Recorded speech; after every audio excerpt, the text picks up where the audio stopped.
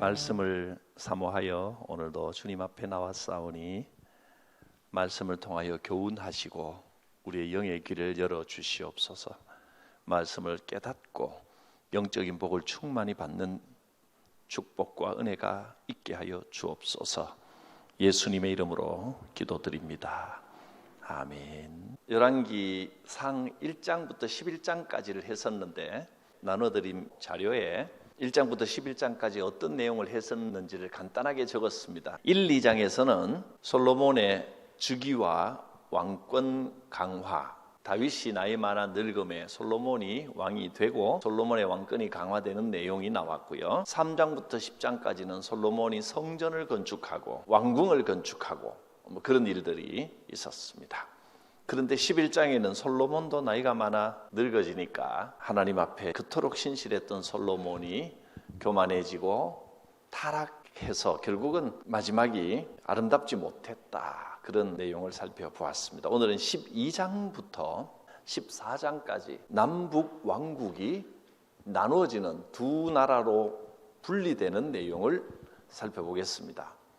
북왕국은 여로보암이 다스리게 되고 남왕국은 르호보암, 솔로몬의 아들 르호보암이 다스리게 됩니다. 그리고 다음 주에는 15장, 16장인데요.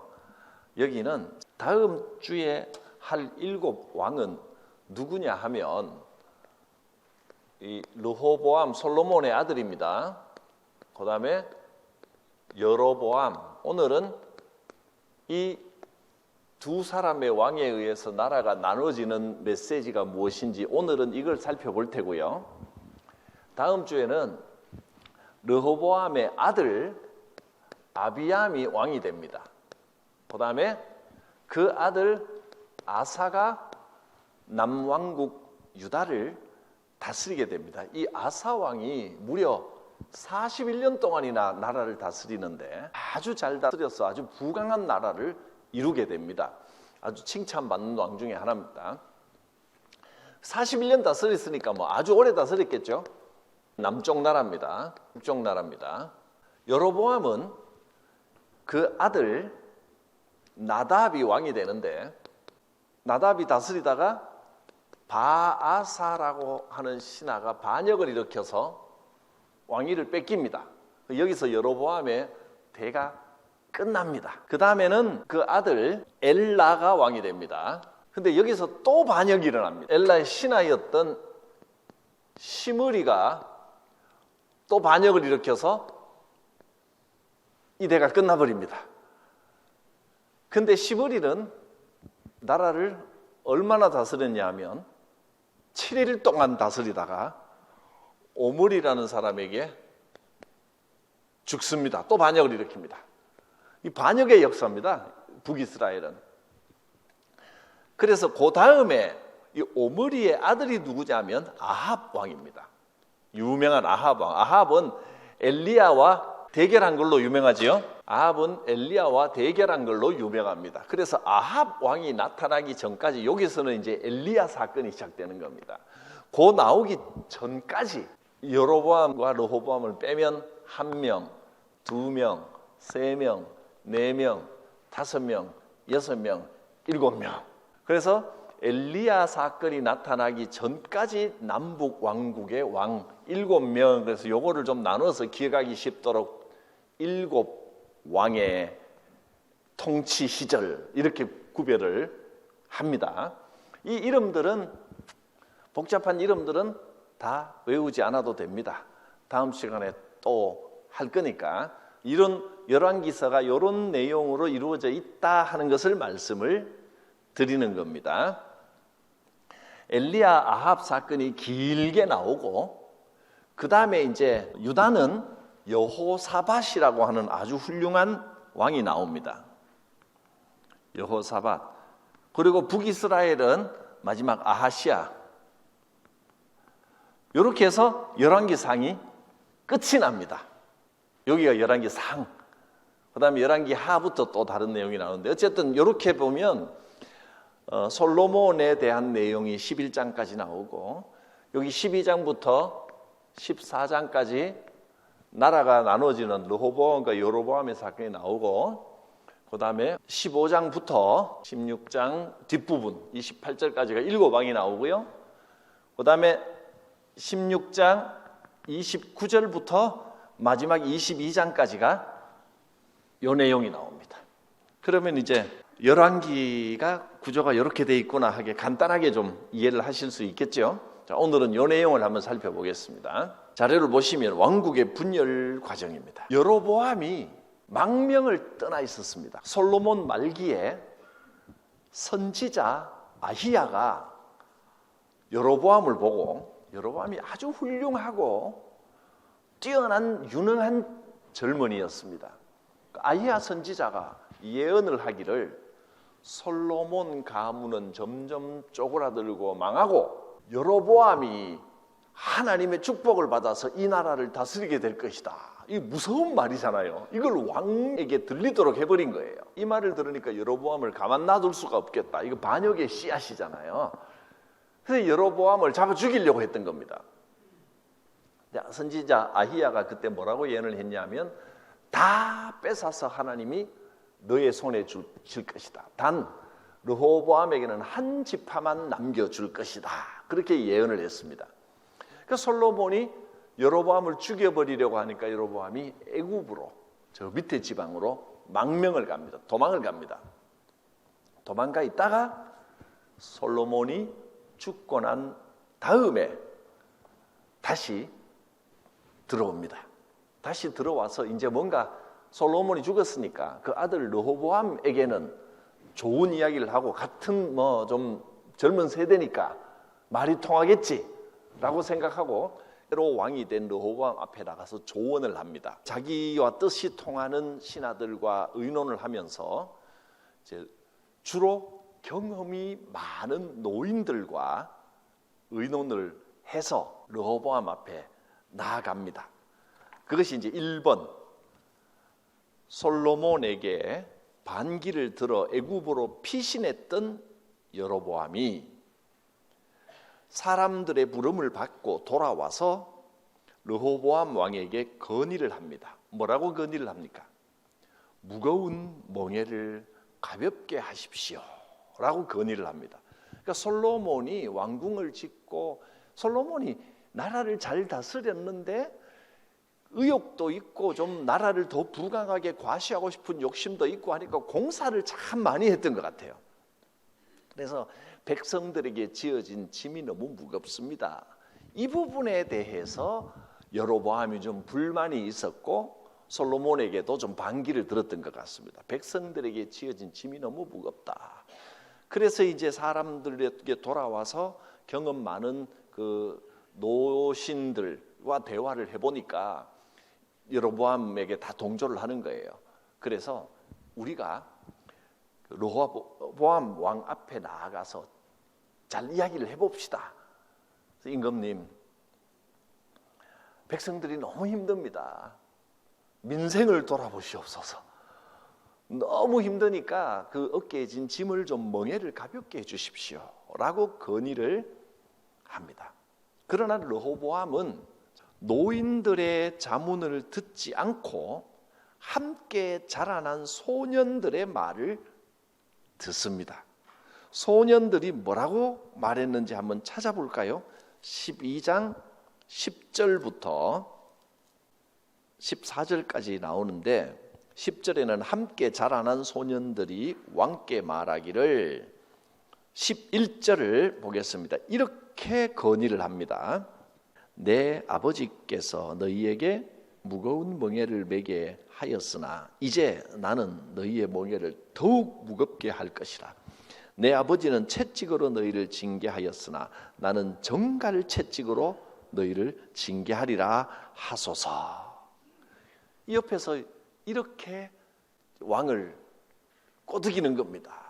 의욕이 넘쳐서 그런지 그냥 백성들에게 편안하게 하고 백성들의 저녁이 있는 삶이 중요한 게 아니고, 임금님, 경제가 부강해야 되는 거 아닙니까? 나라가 힘을 길러야 될 텐데 어떻게든 세금도 걷고 그 백성들을 더 동원해서 더 힘이 들더라도 나라 경제가 사는 게 더 중요합니다.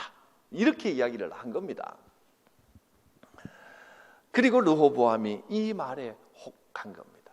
이렇게 보면 여러분 어떻습니까? 르호보암이 좀 더 인간성이 나은 것 같습니까? 여로보암이 좀 나은 것 같습니까? 여로보암이 참 괜찮은 사람 같아 보이지요. 생각도 있고 백성들도 생각하고 그렇습니다. 르호보암은 윤리적으로는 좀 모자르는 것 같아요. 사람이. 앞으로도 계속 이제 이런 상황이 이어집니다. 윤리적으로 볼 때는 여로보암이 훨씬 나아 보입니다. 근데 문제는 신앙적인 부분입니다. 신앙적인 부분. 즉 영적인 부분에서는 어떠냐? 사실 르호보암도 영적으로 대단히 뛰어나지는 않습니다. 부족합니다. 근데 윤리적인 면에서는 여로보암이 월등히 뛰어난데 부족하긴 하지만 그래도 르호보암은 나름대로 다윗과 솔로몬으로 이어져 온 그 정통성 위에는 서 있습니다. 한번 계속해서 살펴보겠습니다. 여로보암이 어떤 문제가 있었느냐 하면 윤리적으로, 인간적으로는 아주 괜찮은 사람인데 온 나라가 여로보암에게 훨씬 더 매력을 느낍니다. 여로보암 같은 사람이 우리의 왕이 됐으면 좋겠다 하고 추대해서 여로보암을 세우는데 유다 지파만은 르호보암을 정통성을 따라갑니다. 그래서 사실은 르호보암은 엄밀하게 말하면 유다 지파 한 지파밖에 안 남고 나머지 지파는 다 여로보암에게 갑니다. 근데 그 중에 이제 베냐민 지파는 여로보암에게 완전히 가지 아니하고 많은 사람들이 이제 르호보암에게 옵니다. 그래서 사실 르호보암은 한 지파만, 유다 지파 한 지파만 얻은 것인데 또 어떤 측면에서 보면 유다 지파, 베냐민 지파 두 지파를 다스렸다고도 볼 수도 있습니다. 여로보암은 윤리적으로 인간적으로는 참 괜찮았는데 이 문제가 생깁니다. 첫째는 정통성의 문제입니다. 사람들이 아무리 지금은 환호해도 이 정통성이 없는 임금은 조금만 내가 뭐 잘못하면 사람들이 이게 뭡니까 하고 금방 돌아서 버릴 수도 있겠다라는 불안함이 있는 거예요. 사람이 지금은 좋다고 막 환호해도 언제 이 백성들이 돌아설지 알 수 없는 겁니다. 또 하나는 이 백성들이 하나님께 제사하는 일을 굉장히 중요하게 생각하는데 나라가 나눠지고 나니까 성전이 밑에 예루살렘에 있는 겁니다.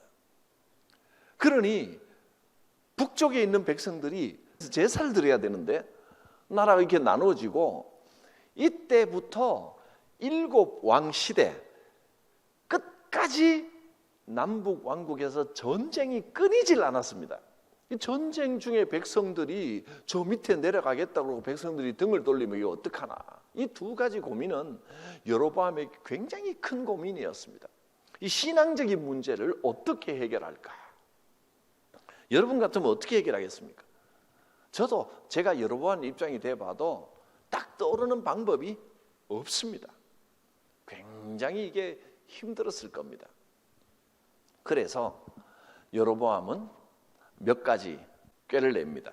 먼저 세겜을 수축하고 그 지역을 새롭게 건설하고 성을 쌓아 올리고 거기를 중심지로 삼는 겁니다. 세겜이라는 곳을 중심지로 삼습니다. 이유가 있습니다. 세겜이라고 하는 것은 어떤 곳이냐면 굉장히 의미가 있는 땅입니다. 예루살렘만큼은 안 되지만은 예루살렘은 성전이 있었기 때문에 누가 뭐래도 그건 중심지입니다. 그런데 세겜은 어떤 곳이냐면 아브라함이 하란 땅을 떠나서 가나안 땅에 들어와서 처음으로 제단을 쌓은 곳이 바로 여기입니다.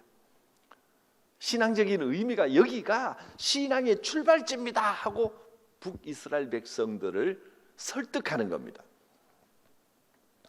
정통성을 거기서 찾으려고 하는 겁니다. 야곱이 라반의 양떼를 쳐주며 살던 하란에서 나와서 고향 땅 가나안에 와서 처음으로 정착한 곳이 바로 세겜입니다. 그래서 세겜을 엘로헤 이스라엘, 하나님, 이스라엘의 하나님 이런 뜻입니다. 이런 이름을 지어주었었죠. 굉장히 의미가 있는 땅입니다. 그리고 요셉이 총리 대신이 될 그때에 애굽으로 다 이주를 해서 살아서 430년 동안 종살이를 했잖아요. 그리고 이제 거기서 모세의 인도로 나오면서 요셉의 유고를 가지고 나옵니다. 그리고 여호수아가 가나안 땅에 들어가서 이 요셉의 유고를 묻은 감명 깊은 곳이 세겜입니다. 세겜이 굉장히 영적인 의미가 있다고 볼 수 있습니다. 그래서 거기를 수축하고 거기다가 브누엘이라는 성을 건축합니다. 브누엘은 하나님의 얼굴이라는 뜻입니다. 세겜에다가 굉장히 의미를 두면서 예루살렘만 중요한 게 아닙니다. 백성들이여 세겜에 의미를 두면 됩니다 라고 지금 설득을 하고 있는 겁니다. 그리고 여로보암은 여러 가지 면에서 선하고 유능한 왕이었으나 윤리적인 면에서는 아주 선하고 유능한 왕이었습니다. 그런데 상황이 지금 이렇게 어렵단 말이죠. 나라가 나눠졌는데 백성들이 나를 추앙하는데 저 아래쪽 남쪽에는 정통성을 가진 왕의 아들이 직접 다스리고 있는데 언제 백성들이 돌아설지 모르는 불안함이 있고 게다가 성전이 저기에 있고 어떻게 하면 될까 고민을 하다가 베델과 단의 두 군데에 산당을 만듭니다. 앞으로는 성전에 가지 않아도 된다. 여기서 제사 드려도 하나님께서 받으신다. 거기까지만 했으면 좋았겠는데 여로보암이 머리 좋고 유능하다고 생각이 드는 게 세겜이 거기 있었잖아요. 그러면 지방에 있는 사람들은 참 어렵잖아요. 세겜까지 와야 돼요. 그러니까 중심지는 세겜으로 삼고 저 위에 제일 윗지방에 산당을 하나 만들고 저 밑에 지방에 산당을 하나 만들어서 편리한 곳에 가서 제사를 드릴 수 있도록 백성들을 위해서 많이 생각을 하는 사람이에요. 민생을 많이 고려하고 생각하는 아주 좋은 왕입니다. 윤리적으로 볼 때는 저는 여로보암이 굉장히 훌륭해 보입니다. 여기까지 해야 되는데 그래도 불안한 겁니다. 저는 산당만 만들고 신실하게 하나님께 제사 드려도 된다라고 했을 때 결과가 어땠는지 알 수 없지만 뭐 지나온 역사들은 이랬으면 어땠을까를 생각하는 건 별로 의미가 없습니다만은 제가 여로보암이라면 산당을 만들었으면 신실하게 하나님께 제사 드리자로 거기까지만 했어야 돼요. 근데 여로보암이 생각하기에는 눈에 띄는 특별한 게 없는 산당에서 하나님께 제사하라 그랬으면 백성들은 어느 순간에 저 예루살렘 성전이라고 하는 상징적이고 눈에 정확하게 보이는 저기를 그리워할 것이고 다시 돌아갈 것이다. 백성들이 언제 등 돌릴지 모른다는 불안감이 있었던 겁니다. 현실적으로 백성들에게 마음을 놓게 하는 방법을 한 가지 더 생각을 한 겁니다. 거기에는 성전이 있지만 우리도 이렇게 상징적이고 마음을 둘 만한 의미 있는 것이 있다. 그래서 금송아지를 만들어서 여기에다 절하면 된다. 성전만이 아니다. 이것이 하나님이다. 신실하게 하나님을 제사하는 마음으로 이 금송아지에다 절하면 된다. 이렇게 불안한 현실과 타협하여 금송아지를 만들어서 베델과 단에 두었습니다.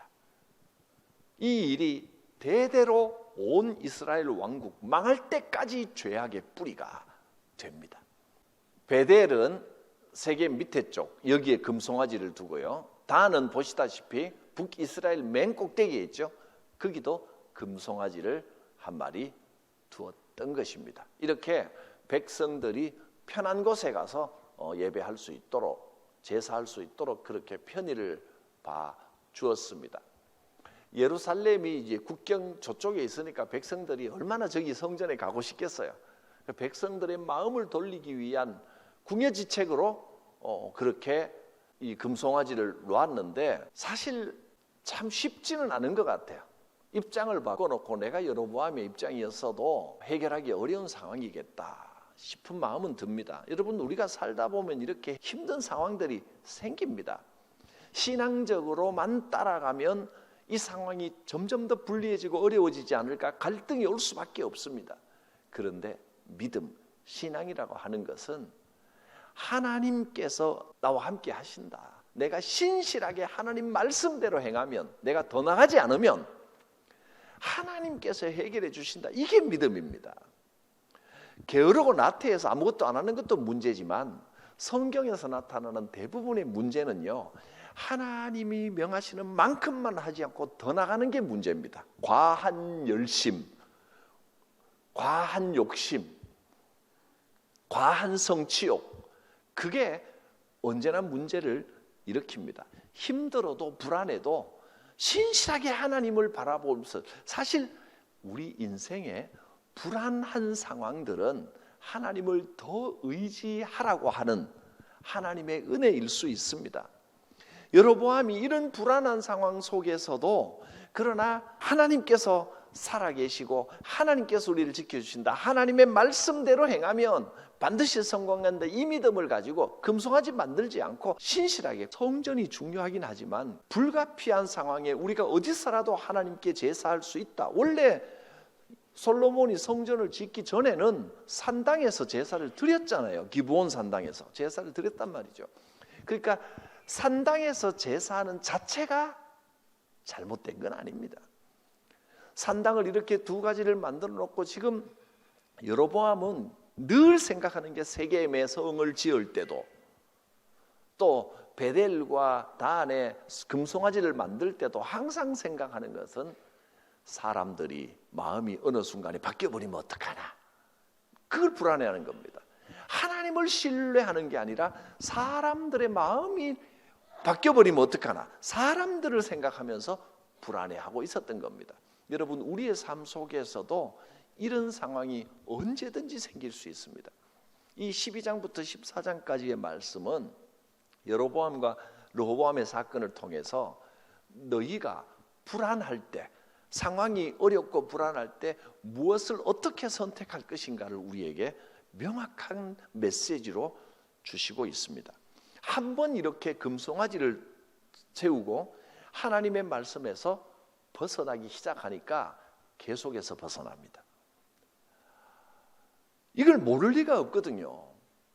10계명의 첫째 계명이 뭡니까? 나 외에 다른 신을 섬기지 말라. 두 번째 계명은 하늘 아래 땅 위에 어떤 형상이라도 만들지 마라. 어떤 형상을 만들어서 이것이 하나님이다, 그거 하지 말라는 겁니다. 그런데 여로보암이 지금 하는 일은 아론이 옛날에 십계명 받으러 올라갔을 때 했던 일과 똑같은 일을 저질렀잖아요. 그 모델을 보면서도 그 일을, 어쩌면 거기서 힌트를 얻었을지도 모르죠. 해필 금송아지인 걸 보면, 봐라, 아론도 만들었던 전통이 있다, 이렇게 백성들을 설득했는지도 모릅니다. 그거 보면 참 꾀는 있는 사람이에요. 지혜롭고 꾀는 있는데 윤리적이고 머리도 좋고, 그런데 사람들을 생각하기도 하고 여러 가지 면에서 좋아 보이지만, 윤리적이고 인간적으로 좋아 보이지만 신앙적이고 영적인 부분에 있어서 자꾸 놓치는 겁니다. 12장 33절에 보면 이렇게 나와 있습니다. 그가 자기 마음대로 정한 달에, 곧 8째 달 15째 날로 이스라엘 자손을 위하여 절기를 자기가 정했습니다. 날을 자기가 정하는 거예요. 베델에 쌓은 제단에 올라가서 분향하였더라. 하나님께 제사 드리지 않는 건 아닌데 자기 편의대로 하는 겁니다. 장소 정하는 데까지는 좋아요. 하나님 뭐 장소에 얽매이는 분이 아니니까. 근데 성경에는 날과 달을 분명하게 지켜서 하나님이 정한 날에 하나님께 제사 드리라고 했는데 자기가 정한 달에 가버립니다. 벌써 모든 게 자기 편의대로 지금 움직이고 있는데 여로보암 자신은 이걸 깨닫고 있는지 모르겠어요. 여러분, 신앙생활 하면서 사람의 편의대로 조금씩 따라가는 거, 그거 굉장히 위험한 일입니다. 그 다음에 13장에 가면 선지자가 나와서 베델에 세운 단을 굉장히 비판을 합니다. 13장 1절부터 한번 보겠습니다. 보라, 그때 하나님의 사람이 여호와의 말씀으로 말미암아 유대에서부터 베델에 이르니 마침 여로보암이 제단 곁에 서서 이제 분향하고 있습니다. 제사를 드리고 있습니다. 이때 이 하나님의 사람이 제단을 향하여 2절입니다. 제단아 제단아, 여호와께서 이와 같이 말씀하시기를 다윗의 집에 요시아라 이름하는 아들을 낳으리니 그가 내 위에 분향하는 산당 제사장을 내 위에서 제물로 바칠 것이요 또 사람의 뼈를 내 위에서 사르리라 하셨느니라. 나중에 다윗의 자손 중에 실제로 요시아가 나오는데 여로보암의 집안이 다 망할 것이다, 하나님의 이름으로 다 망할 것이다, 그런 예언입니다. 베델을 향하여 예언했는데 베델과 단 장소도 잘못됐다는 뜻인지 아니면 하나님께 제사하는 일에 대해서 사람들에게 편리하도록 제공했다는 그것이 문제가 되는지 그건 뭐 정확하게 나와 있지는 않습니다. 아무튼 유대에서 가까웠기 때문에 유대 나라에서 올라오면 바로 베델이 담붙어 있단 말이죠.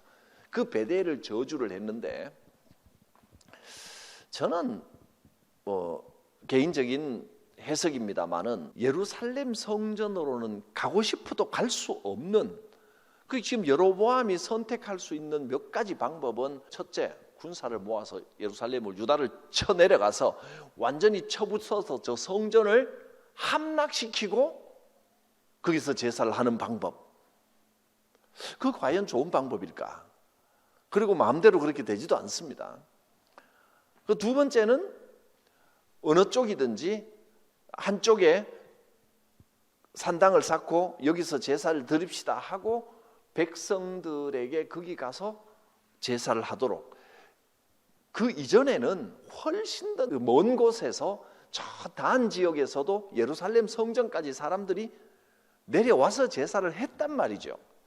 하나님께 집중하면서 자기들의 정성을 하나님께 집중해서 드렸는데 이제는 백성들의 편의를 생각해서 제사하는 것을 두 곳으로 나눴습니다.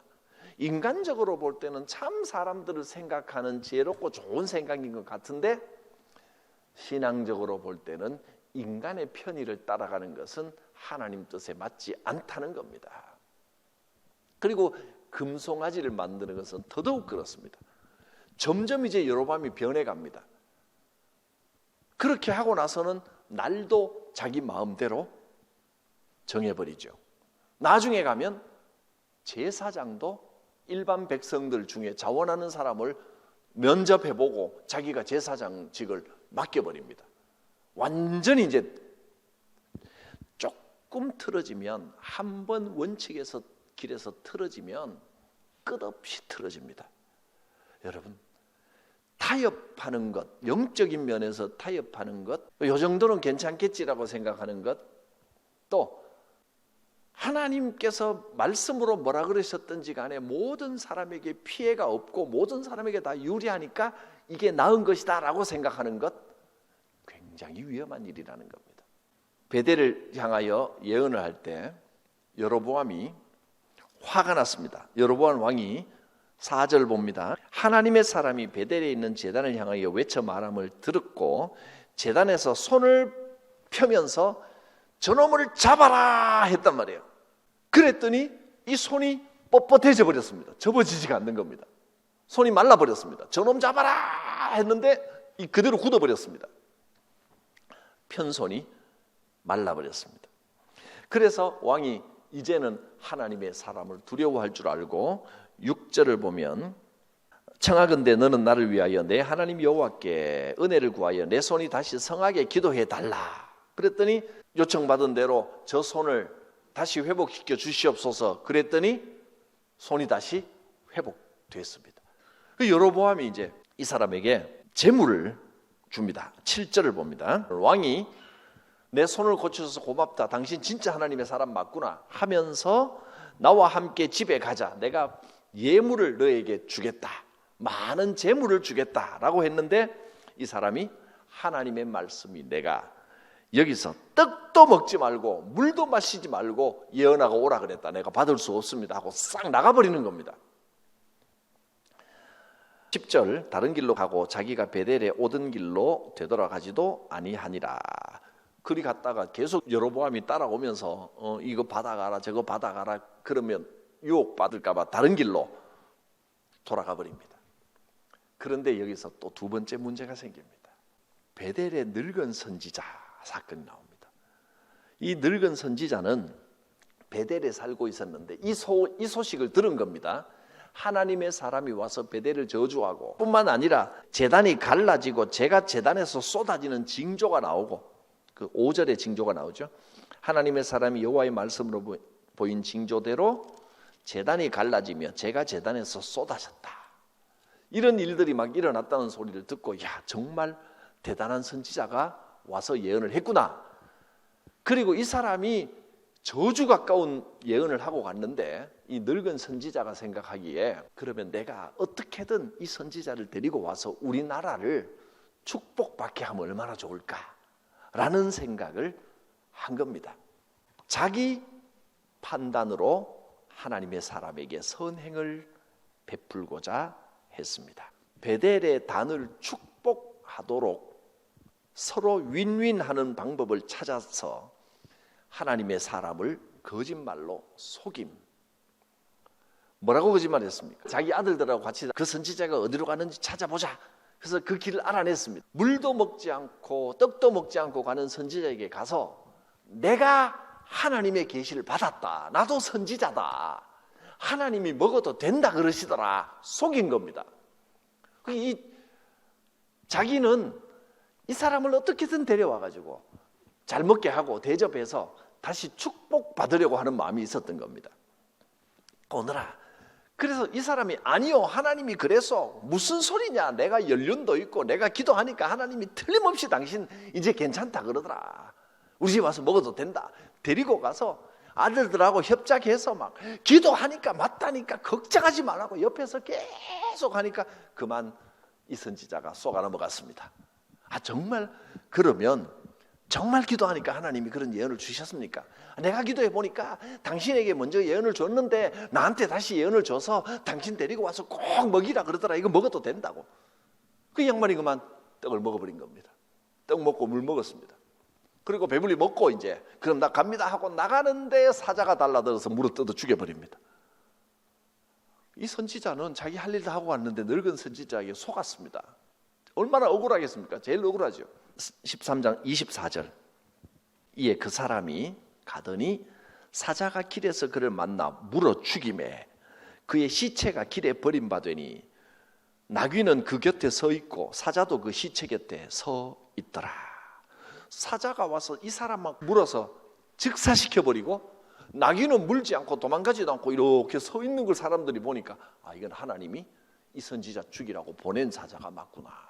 억울하게 죽어버린 겁니다. 자기는 속은 것뿐인데. 그 늙은 선지자는 그 사건이 일어나고 난 다음에 가슴을 치고 애통하는 겁니다. 내가 잘못했구나. 내가 진정한 하나님의 사람을 죽였구나. 이 선지자도 나쁜 의도는 아닙니다. 영적이고 신앙적으로 하나님이 예언하는 것을 받고 회개하는 일을 선포를 해야 되는데 그렇게 하지 않고 어떻게든 좋은 쪽으로 인간적으로 윤리적으로 좋은 쪽으로 타협하려고 한 것이 신실한 선지자를 죽여버리고 자기 가슴에도 대못을 박은 겁니다. 그래서 뭐라고 하냐면 너무너무 애통해하면서 이 하나님의 사람에게 최대한의 예의를 갖추도록 뭐라고 하느냐면 30절 곧 그의 시체를 자기 묘실에다 두고 오호라 내 형제여 하며 그를 위하여 슬피 우니라. 나 때문에 당신이 죽었구나. 그 다음에 31절 그 사람을 장사한 후에 그가 그 아들들에게 말하기를 내가 죽거든 이 사람을 장사한 그 묘실에 같이 나를 장사해라. 내 뼈를 그 옆에 두라 했습니다. 내 묘실을 내주는 거예요. 내 무덤을. 그 사람을 사나 죽거나 최대한 공경하고 높여드린다. 그런 의미입니다. 너무너무 가슴이 아픈 겁니다. 이런 일이 있었습니다. 이 사건도 역시 이 르호보암과 여로보암의 관계를 보여주는 것 같지 않습니까? 인간적인 생각으로 모두에게 인간적으로 생각할 때 선하게 윤리적인 판단을 찾아가면 된다고 생각하고 이 정도 타협은 괜찮다고 생각했지만, 누구에게도 피해 끼치지 않고 다 좋은 일이니까 괜찮다라고 생각했지만, 하나님은 말씀대로 하기를 원하시는 것입니다. 4번, 점점 깊어지는 여로보암의 죄입니다. 영적으로 한번 어두워지면요, 한번 타협하기 시작하면 그 죄는 점점 깊어집니다. 33절 34절에 일반 백성 중에서도 자원하는 사람을 산당의 제사장으로 삼았습니다. 산당에서 분향할 제사장이 없자 또다시 인간의 지혜를 짜내서 편법을 동원했다는 겁니다. 이 일이 대대로 죄가 돼서 결국은 여로보암 가문과 왕국이 완전히 망하게 됩니다.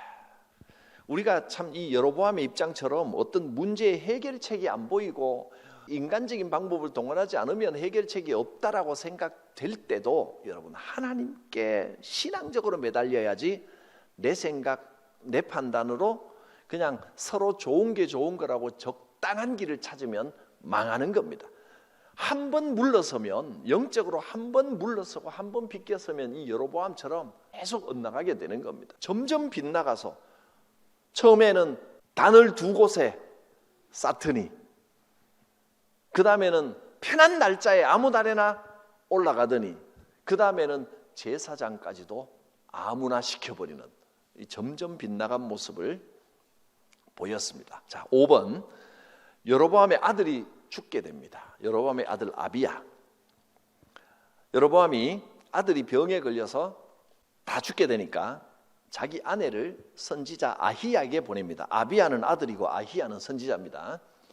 이 아히야 선지자가 옛날에 그 여로보암이 왕이 되기 전에 솔로몬의 자손들에게 빼앗아 왕국을 여로보암에게 주리라라고 예언했던 바로 그 선지자입니다. 그 뛰어난 선지자에게 자기 아내를 보냅니다. 보내면서 꿀 10개와 떡 한 병을 들려서 보냈다 그랬습니다. 그런데 그렇게 들고 갔더니 이름도 말하지 않는데 아히야가 지금 나이가 많아서 눈이 어두워서 아무것도 안 보입니다. 근데 딱 들어가자마자 여로보암의 아내로군, 벌써 알아맞혔다는 거예요. 그런 내용들이 나옵니다. 근데 해필 왜 이 꿀하고 떡은 왜 들려보냈을까요?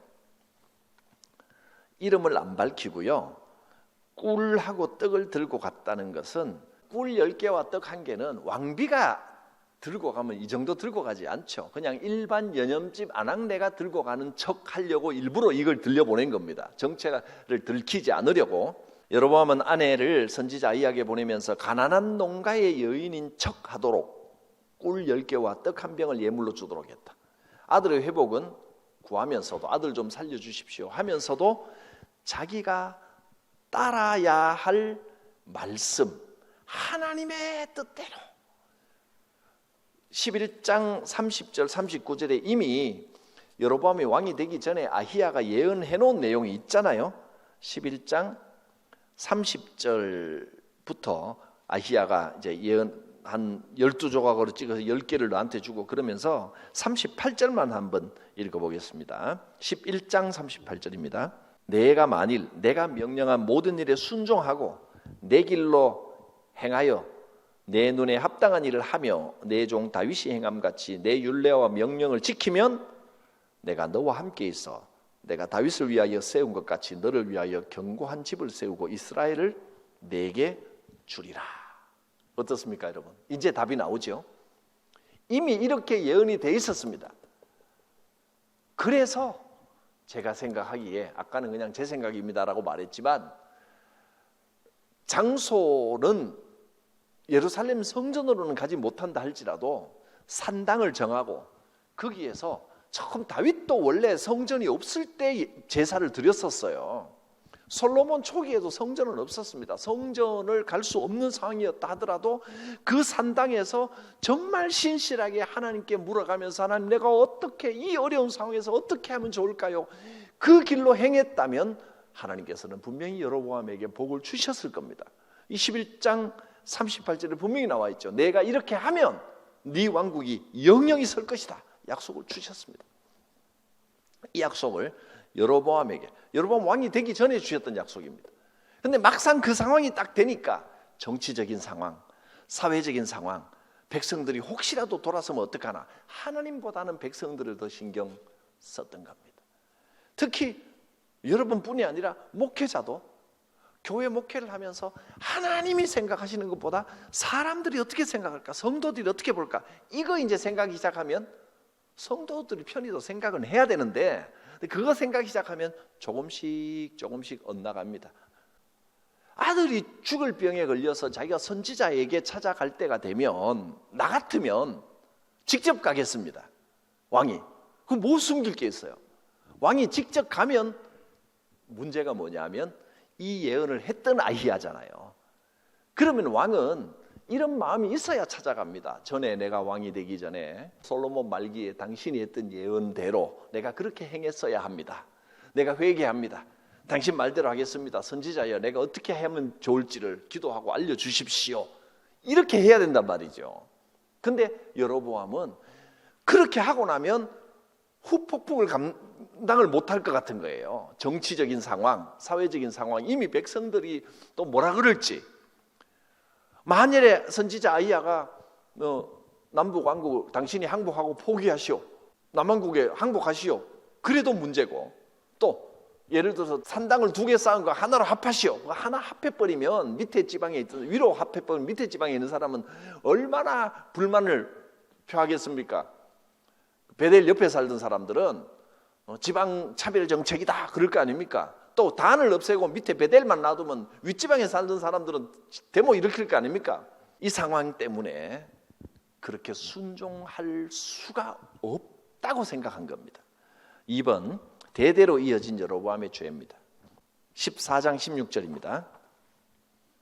여호와께서 여로보암의 죄로 말미암아 이스라엘을 버리시리니 이는 그도 범죄하고 이스라엘로 범죄하게 하였습니다. 계속해서 읽어보겠습니다.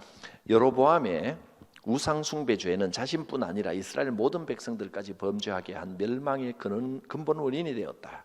그것은 여로보암이 제시한 우상 숭배를 백성들이 잠잠히 따랐을 뿐만 아니라 그 이후에 북이스라엘의 왕들 또한 이러한 우상 숭배 정책을 따랐기 때문이다. 따라서 북이스라엘의 왕조를 평가하면서 반복해서 계속해서 여로보암의 죄가 언급됩니다. 백성들이 잠잠히 따랐죠. 자기들이 편하니까. 이건 아닙니다. 하나님의 법에 이러지 말라 그러셨습니다. 금송아지 같은 거 만들면 안 됩니다. 이스라엘 공동체가 한 곳에서 제사 드려야 합니다. 뭐 이런 이야기들을 사실은 백성들이나 그 후대 왕들이 했어야 됩니다. 여로보암 22년에 아들 나답이 왕위에 오르게 됩니다. 6번, 유다 왕 르호보암입니다. 르호보암은 그 어머니가 암몬 사람입니다. 그러니까 이방 영향을 좀 받은 것 같아요. 죄를 보겠습니다. 산 위와 푸른 나무 아래에 산당과 우상과 아세라상을 세웠다. 이걸 허용을 했다는 이야기입니다. 왕으로서 못하게 막지 않고. 세 번째, 그 땅에 남색하는 자가 있었다. 이때부터 동성연애자를 허용을 했다는 겁니다. 내버려 둔 겁니다. 네 번째, 쫓아내신 국민, 성경에 국민이라고 되어 있더라고요. 가나안 원주민들입니다. 가증한 일, 그 전통들, 그 문화들을 놔두고 문화재를 열고 또 길에 행진도 하고 이런 걸 그냥 허용했겠죠. 이런 게 르호보암의 죄가 됐습니다. 신앙적 태도가 분명하지를 못했습니다. 그러니까 여로보암은 영적인 부분, 이 부분이 완전히 틀렸습니다. 그러니까 망합니다. 근데 르호보암은 윤리적으로 문제가 좀 있었습니다. 신앙적으로는 르호보암이 막지 않고 내버려 뒀다는 겁니다. 르호보암은 막지 않고 내버려 두고 또 윤리적으로 뭔가 잘못을 저지르면 여러분 이 땅에서 저지르는 윤리적인 잘못에 대해서는 하나님께서 인정하신 정통성을 가지고 있다고 할지라도 완전히 벗어나진 않고 하나님을 바라는 마음이 있다 할지라도 윤리적인 죄는요 이 땅에서 대가를 치른다는 것이 성경의 가르침입니다. 내가 신앙적으로 열심히 신앙생활 하는데 잘못된 일, 못된 일, 나쁜 일을 하면 이 땅에서 곤란을 겪고 대가를 치릅니다. 르호보암은 일생 동안 자기가 다스린 내내 고생합니다. 어느 정도 고생했는지 봅니다. 애굽 왕 시삭이 공격을 해서 보물을 다 뺏어가 버립니다. 성전과 왕궁의 보물과 돈 될 만한 것, 철, 무기들도 다 뺏어가 버립니다. 왕의 시중드는 방패도 다 뺏어가 버립니다. 그래서 어떻게 됐습니까? 노스로 방패를 만들어서 시위하는 자들이 왕이 성전에 갈 때 방패를 들고 가야 되잖아요. 빌려가지고 가는 거예요. 얼마나 가난했으면. 방패가 없어. 놋방패 빌려가지고 왕을 호위하고 갔다가 돌아오면 시위대에 다시 돌려주고 이랬다는 겁니다. 호위하고 반납했습니다. 얼마나 궁핍했는지를 보여줍니다. 그리고 남북 사이의 왕국 사이의 전쟁이 끊이질 않습니다. 이후에 나오는 아합 왕 이전에 7왕 내내 전쟁을 치릅니다. 아합 왕 때로 가면 전쟁도 좀 하다가 그 힘을 합히기도 했다가 휴전도 했다가 평화조약도 맺었다가 막 이런 게 반복이 되는데 그 이 7왕 동안에는 계속해서 전쟁이 끊이지 않는 모습을 볼 수가 있습니다. 오늘은 여기까지 남북 왕국의 분열을 보았습니다. 왕국을 시작하면서 신앙적인 방향과 신앙적인 자세가 얼마나 중요한지를 이 사건을 자체를 통해서도 보여주었고, 여기에서 이 늙은 선지자 사건을 통해서도 그냥 좋은 게 좋은 거지, 축복하고 가면 좋잖아 라고 적당히 타협하는 것이 얼마나 하나님의 노여움을 사고 위험한 일인지를 알려주셨습니다. 기도하겠습니다. 거룩하신 하나님, 이스라엘과 유다 왕국의 역사를 통해서 오늘 우리에게 주시는 하나님의 메시지를 듣고 순종하기를 원합니다.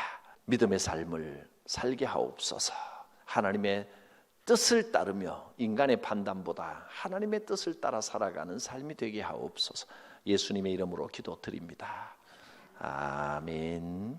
찬송가 154장입니다. 생명의 주여 면류관 받으시옵소서. 날 위해 쓰신 가시관 나 기억합니다. 저 겟세마네 기도를 늘 기억하게 하시고 그 십자가의 은혜로 날 인도하소서. 누셨던 무덤 내게도 보이시옵소서. 잠드신 동안 천사가 굳게 지키었네. 저 겟세마네 기도를 늘 기억하게 하시고 그 십자가의 은혜로 날 인도하소서. 마리아처럼 새벽에 주께로 갑니다. 빈 무덤 내게 보이사 날 가르치소서. 저 겟세마네 기도를 늘 기억하게 하시고 그 십자가의 은혜로 날 인도하소서. 고난의 잔을 날 위해 다 마셨나이다. 난 오늘 나의 십자가 감당케 하소서. 저 겟세마네 기도를 늘 기억하게 하시고 그 십자가의 은혜로 날 인도하소서. 아멘. 구주 예수 그리스도의 구원의 은혜와 하나님의 무한하신 사랑과 성령님의 인도하심이 성도들 각 사람 머리 위에, 가정 위에, 생업 위에, 주의 몸된 교회 위에 풍성히 임하시기를 축원하옵나이다.